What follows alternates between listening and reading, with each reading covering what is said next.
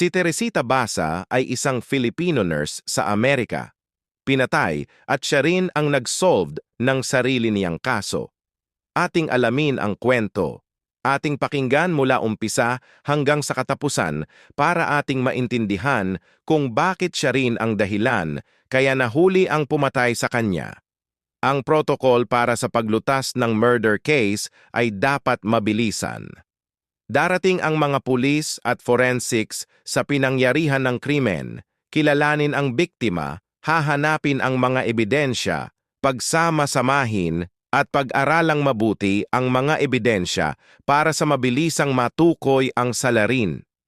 Ang mga opisyal na namamahala sa kaso ay kakausapin o tatanungin ang mga posibleng saksi, miyembro ng pamilya, at mga kaibigan ng namatay sa pag-asang makakuha ng kahit konting palatandaan tungkol sa motibo ng pagpatay ng suspect. Ito ay isang proseso na paulit-ulit nating napapanood sa mga pelikula at telebisyon at napapakinggan sa mga balita. Nakalulungkot, dahil ang krimen sa totoong buhay ay malaki ang pagkakaiba sa mga krimen na napapanood sa mga pelikula. Ang mga krimeng sa totoong buhay ay hindi laging nareresolba.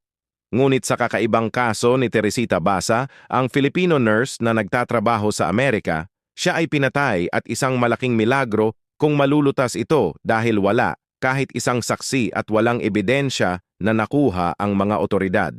Alamin na natin ang kwento. Ang Fire Department sa Chicago, Illinois, ay nakatanggap ng tawag noon February 21, 1977, nang ang mga residente sa apartment ng Pine Grove Avenue ay may nakikitang makapal na usok sa isang gusali. Agad naman rumesponde ang mga bombero at natuntun nila ang gusali na pinagmumulan ng apoy, at doon ay natagpuan nila ang katawan ng wala ng buhay na si Teresita Basa, isang nurse na Filipino. Agad nila itong inireport sa mga lokal na otoridad.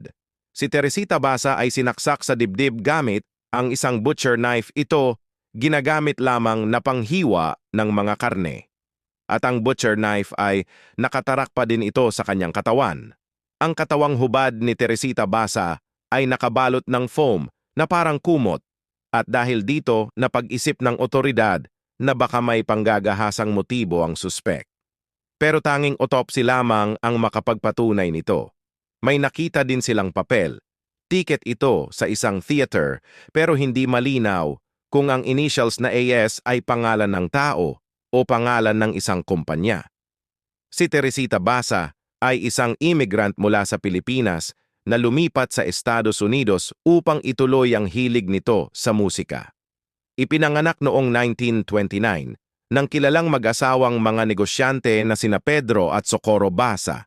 Iniwan niya ang kanyang sariling bansa pagkaraang makapagtapos sa Universidad ng Assumption, Maynila noong 1960.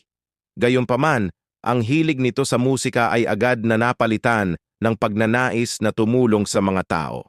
Sa kalaunan ay nagtrabaho siya bilang isang respiratory therapist sa Edgewater Hospital sa Chicago. Ayon sa kanyang kaibigan na si Ruth Loeb, si Teresita Basa ay regular na pumapasok sa trabaho gaya ng dati bago ang mga oras na humahantong sa kanyang pagpatay. Iniulat na umalis siya sa ospital noong 5:30 ng hapon at nakipag-usap kay Ruth Loeb ng humigit kumulang 30 minutos, at agad itong nagpaalam kay Ruth at sinabing may bisitang lalaki itong hinihintay. Pero hindi na niya nabanggit kung sinong lalaki ito. Sa oras ng investigasyon, napag-alaman din na ang biktima ay walang mga kaaway. Inilarawan siya ng mga kasamahan bilang matalino, matulungin, mabait at namumuhay ng tahimik. Dahil natupok ng apoy ang karamihan sa kanyang mga gamit, naisip nila na wala ng paraan pa para mabigyan ng hustisya ang nangyari dito.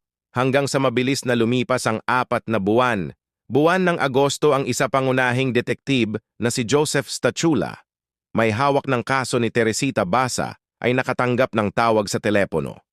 Ang tawag ay mula kay Jose Chua, isang doktor na nagtatrabaho din sa Edgewater Hospital kung saan nagtatrabaho si Teresita Basa. At sinabi ni Jose Chua kay detektib na ang kanyang asawa ay may pangitain tungkol sa pagpatay kay Teresita. Idinagdag pa ni Jose Chua, "Alam kong hindi kayo maniniwala, detektib, pero ang asawa ko ay handang pumunta sa presento at siya ay magsasalita ayon sa utos ng espiritu ni Teresita Basa." Doktor, gusto ko po sana humingi ng tulong sa inyo. Nakalaya pa po ang pumatay sa akin. Ako po si Teresita Basa. Ito daw ang pagkakasabi ni Teresita sa panaginip ng doktor. Sinabi ng mag-asawang doktor na mga immigrant din galing Pilipinas na matagal nang kinakausap ni Teresita ang kanyang asawa at sinabi nito kung sino ang pumatay sa kanya. Hindi agad sila nagsumbong sa mga otoridad dahil sa takot at baka magmukhang tanga lang sila at pagtatawanan. Ngunit halos gabi-gabi nang napapanaginipan ng asawa ni Dr. Jose Chua si Teresita Basa kaya nagdesisyon na silang mag-report sa mga otoridad. Lalong-lalo na at nagbigay na ng pangalan si Teresita Basa sa panaginip. Ang binigay na pangalan ay Alan Showery.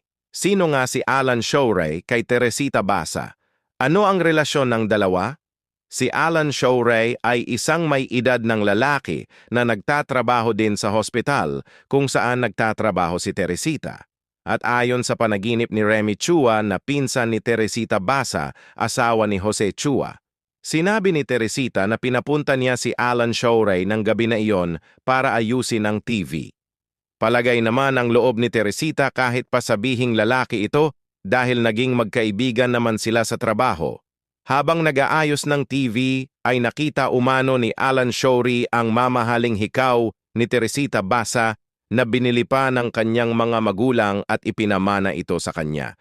At naibigay din ni Teresita Basa sa pamamagitan ng panaginip kay Remy Chua ang phone number para matukoy kung nasaan na ang mga alahas na ninakaw ni Alan Showery.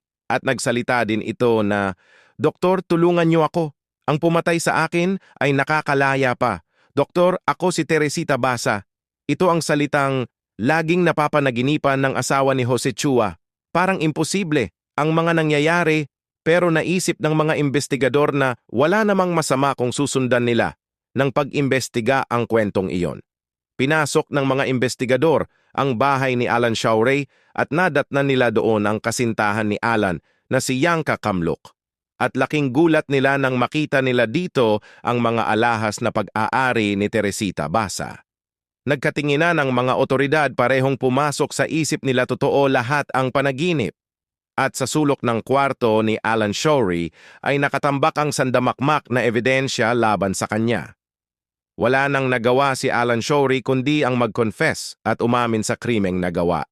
At dahil sa pag-amin nito, ito ay nahatulan lamang ng 14 years na pagkabilanggo. Ganun pa man siya ay nahatulan ng 14 years pero pagsapit ng 5 taon ay nabigyan ito ng parol, kaya ito ay pansamantalang nakalaya noong 1983. Kumalat ang kwentong ito sa buong estado. May mga usap-usapang nagpakita ba talaga si Teresita Basa sa panaginip para mabigyan ng hustisya ang sarili? May nagsabi naman na baka may alam na talaga ang mga kaibigan nito at may hinala kung sino ang suspek at hindi lamang makapagdiretso sa mga otoridad. Ang iba naman ay nagsabi na totoo talaga ang mga supernatural. Sila ay nakikihalubilo sa mga kaibigan at kamag-anak. Hindi nga lang sila nakikita pero maririnig at mararamdaman mo sila. Anuman ang katotohanan ay si Teresita Basa.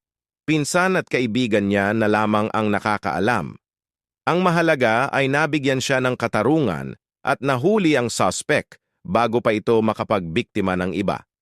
Mangyari po lamang na mag-subscribe para sa mga susunod nating kwento. Lahat dito ay pawang katotohanan lamang